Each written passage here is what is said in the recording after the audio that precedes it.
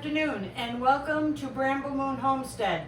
Today we are going to be canning some dilly beans. We got a ton of fresh beans from the garden, so we're going to make dilly beans. They're one of my grandmother's favorite. The jars right now are in here getting warm, so we will be back in just a minute and show you the rest of the process.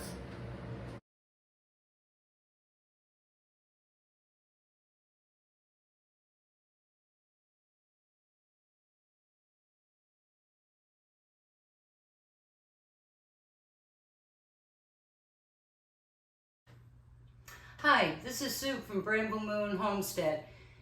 In the video you're about to see, we ended up in a thunderstorm, so the last part that was a couple tips didn't end up recording. In the video also, you'll see my head gets cut off a couple times. I didn't realize my camera moved. Sorry about that. Here's the tips. The tip is, whether it's a green bean, wax bean, I actually used some purple beans this time because we wanted to try something different. They should be about 4 to 5 inches to fit in these 1.5 pint jars. You want them about the thickness of a pen. With these, you want to think of it as a potato chip. So you do want to have a good crisp snap to it. If they're kind of rubbery, they're good, great to eat, please eat them, but they're not so good for these dilly beans. So the recipe that you'll see, I adjusted a little. My grandmother Catherine, who you'll see in the video, she's been canning, oh gosh, she's 100, so let's say she's been canning for 90 years. So when we see a recipe, she sometimes helps me tweak it to go with the stuff we have on hand and get that used up so we have fresh ingredients.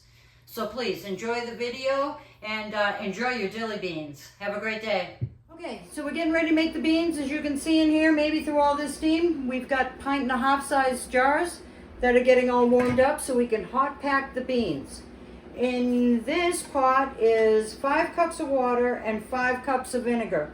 And then my grandmother just got together is a ½ teaspoon of peppercorn because we didn't have red pepper. So I'll put a couple different recipes up under this video. And then it's a tablespoon of mustard seed and a tablespoon of dill seed. In each jar, you're supposed to put a whole clove of garlic. I don't have a whole clove of garlic, so I'm going to put in a teaspoon of chopped garlic in. So in here, to get this going, this is getting warmed up. So this right there is the sauce that we're going to need. This is going to go into the cans with the dill beans. I'm going to start stirring this, and then when we're ready to start packing, I'll show you.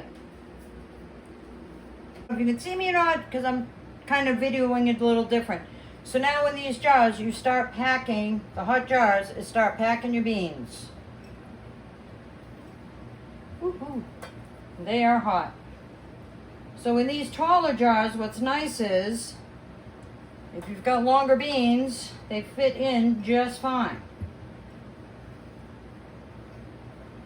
But as you can see, ooh, that's hot. Hold on. There, that'll hold the jar better for me. So I just kind of slide the beans down in and keep going. Pack them in. You want these as tight can be. I know I've got a bunch of jars here. We might be processing all this, but we're definitely processing all our beans. Figured I'd show you how I do this. And then when the liquid is ready, see how some kind of stick towards the top? You got to get those pressed down in. And the tighter these get in, the better it is for your jar space. Well, I don't know. There we go. There's one. Sometimes I'll put in these little spaces here, we'll put little tiny pieces of bean.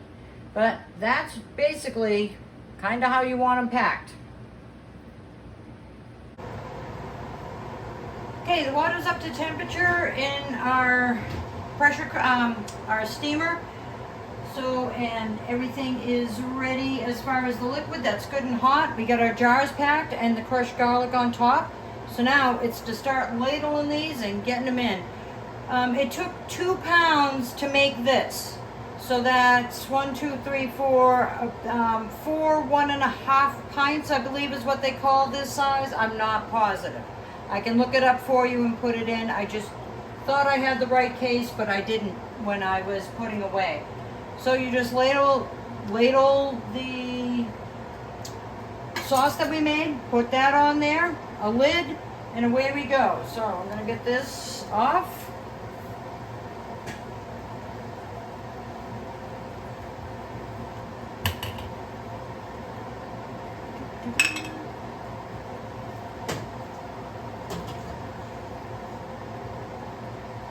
This little stove that we use in here for canning just isn't quite big enough, but we get there.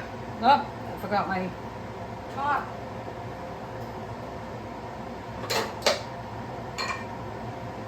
There we go. Had to reach behind me. This little guy helps a lot.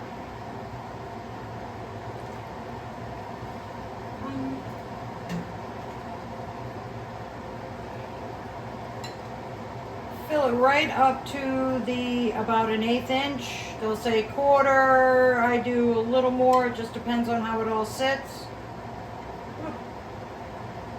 and how I actually pour it down the glass. There we go.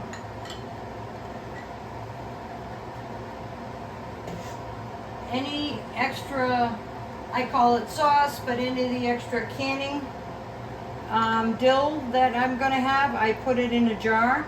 And as long as we're going to be canning in the next few days, I just keep reheating it. Whoop, that one got a little too much. Scoop that out. The beans should not touch the top of your lid, or you hope not. When I packed them down, they weren't, but now that they're floating, they're going to a little bit. But once heated and cooked and processed for its 10 minutes of processing,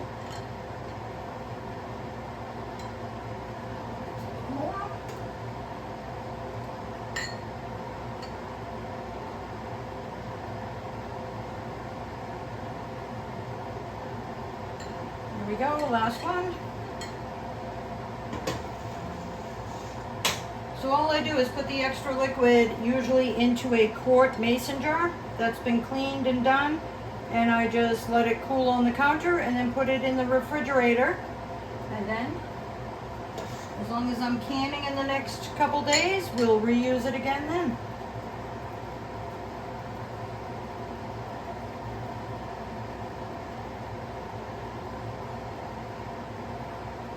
So those are ready. And I do have some left over. So with the 5 cups, I probably could have made 4 more. So if I had 4 pounds of beans, I would have been able to use all of my liquid. Real easy. Just get your seals heat up. I cleaned them once, just get them warm again.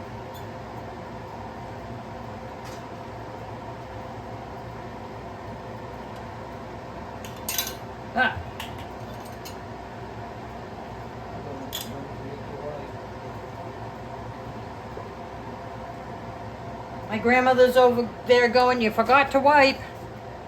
See, that's why we do this together. So, get all that off so this makes a really good seal. I had a couple dill beans on that, dill seed on that one.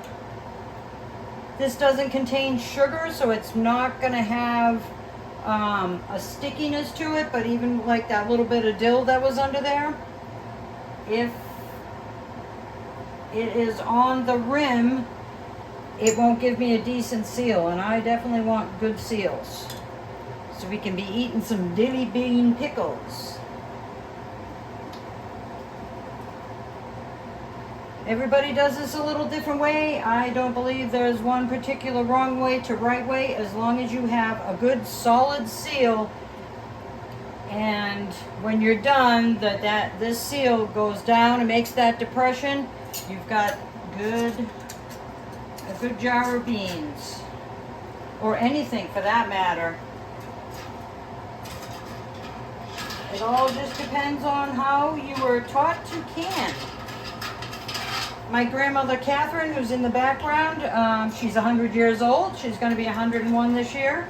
And so we've been canning together since I was a kid. So they used to send me under the bushes to get blackberries, to make our blackberry jam for the season. I'd go down and pick beans with her. We just always have. Now when putting the screw lids on, remember, just on. Do not tighten them down. I'm going to put them back in here. Oh. And what I'm going to do, if I get them apart, is I'm going to put a couple of empties in here, but that'll help so when these guys get going, they won't keep doing that, which is falling all over the place. Well, at least it shows you all the different techniques, right?